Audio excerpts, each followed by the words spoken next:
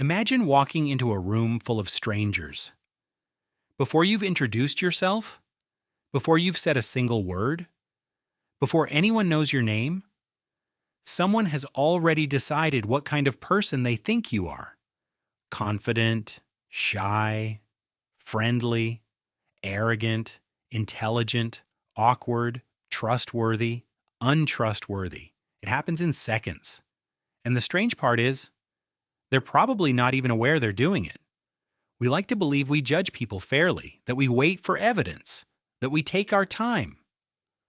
But the human brain was never designed to wait. It was designed to decide. Fast. Because for most of human history, taking too long to judge someone could be dangerous.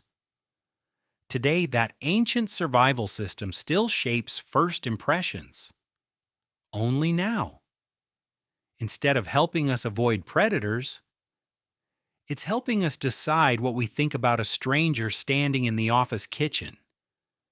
Meet Emma. It's her first day at a new job. As the lift doors open, she takes a deep breath. She straightens her jacket, checks her reflection in the mirrored doors, then walks into the office. She smiles politely, says hello, introduces herself. By lunchtime, some colleagues think she's confident. Others think she's quiet. One person assumes she's unfriendly.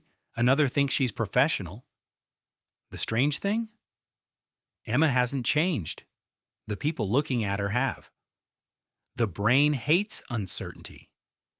Imagine opening a book with no title, no cover, no description. You'd immediately start searching for clues. The first sentence? The writing style? The opening chapter? Your brain wants to understand what it's looking at. People work exactly the same way. The moment we meet someone, our brain begins filling in the blanks, not because it enjoys judging people, because uncertainty feels uncomfortable. A quick answer, even an inaccurate one, often feels better than no answer at all. Imagine walking into a library. Thousands of books surround you. How do you decide which one to pick up? You look at the cover, you read the title, maybe the first paragraph. Then you make a decision. People often do exactly that with each other. Clothes, body language, facial expression, tone of voice, eye contact. Tiny details become the cover our brain uses to guess what's inside. The problem? Book covers don't tell the whole story. Neither do people. The 2-second story. Here's something fascinating. Psychologists have found that people often form surprisingly strong first impressions after only a very brief encounter. Not because they know the other person well, because the brain is incredibly efficient at building stories from limited information. Someone doesn't smile. Your brain wonders if they're rude. Maybe they're simply nervous. Someone avoids eye contact. Your brain thinks they're hiding something. Maybe they're shy. Someone speaks confidently. Your brain assumes they're competent. Maybe they're just comfortable speaking in public. The story forms first. The evidence often comes later. Now, something even stranger happens. Once your brain has decided what kind of person someone is, it quietly starts looking for evidence that proves it right. Imagine you think someone is arrogant. The next time they interrupt someone, you notice it immediately, but when they're kind, you barely register it. Not because you're dishonest, because your brain prefers consistency. It loves believing its first impression was correct, which means first impressions don't just shape what we think, they shape what we notice. Think back to a time when someone misunderstood you. Maybe they thought you were unfriendly, quiet, cold, arrogant. You probably wanted to say, "That's not who I am." And you were probably right. The difficult part is, other people aren't judging your intentions. They're judging the tiny pieces of information they can actually see. That's why communication isn't just about what you mean, it's about what other people experience. Can first impressions change? Yes, but usually much more slowly than they form.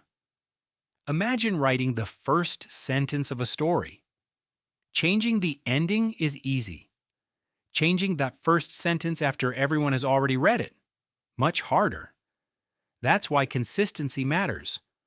One conversation rarely changes someone's opinion. Repeated experiences do. The more evidence people collect, the more likely they are to replace the story they first created. The hidden lesson. Here's the mistake most people make. They spend all their energy trying to control what everyone thinks of them. That's impossible. Every person sees the world through their own experiences, their own fears, their own expectations. Two people can meet exactly the same person and leave with completely different opinions.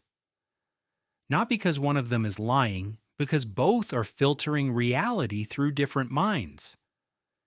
Understanding this changes everything. It means you stop chasing universal approval and start focusing on showing people who you really are consistently. The next time you catch yourself judging someone, pause for a moment. Ask yourself one question. Am I seeing who they really are? Or am I finishing a story my brain started writing after only a few seconds? Because every person you meet is a book, and no one has ever understood a book by looking only at the cover. If you enjoyed this video, subscribe to How to Stick. Every week we uncover the hidden psychology behind the people around you, the choices they make, and the invisible forces that shape human behavior. One simple story at a time.